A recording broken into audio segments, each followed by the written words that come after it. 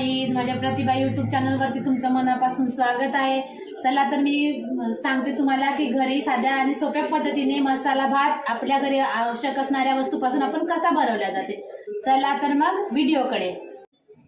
इथं मी आलू आणि शेंगदाणे, हिरवी मिरची, टमाटर हे सगळं छान कापून घेतलं। थोडासा खडा मसाला घेतला आणि सोयाबीन पण घेतला आणि तांदूळ धुतलेले छान वॉश करून टाकले। इथं गरम तेल केलं आणि त्याच्यामध्ये मी जिरा मोहरी टाकली, छान असे तडतडू दिलं आणि त्याच्यामध्ये थोडासा खडा मसाला आणि गरम मसाला टाकला, विलायची हे ते, आणि नंतर कांदा, आलू आणि शेंगदाणे हे लगेच मी त्या तेलामध्ये टाकून घेतले आणि थोडंसं शिजत ठेवलं आणि छान शिजून झाल्यानंतर मी तिखट, मीठ आणि हळद टाकून घेतली आणि त्याच्यामध्ये गरम केलेले जे सोयाबीन होते पिळून टाकले आणि ते त्याच्यामध्ये टाकून दिले आणि थोड्याशा वेळ शिजू दिलं। त्याच्यानंतर मी त्याच्यामध्ये धुतलेले जे तांदूळ ते पुन्हा टाकून दिले आणि छान असं मिक्स केलं।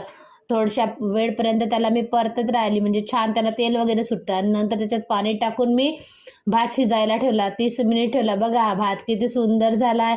आपल्या घरात असणाऱ्या सगळ्या वस्तूपासून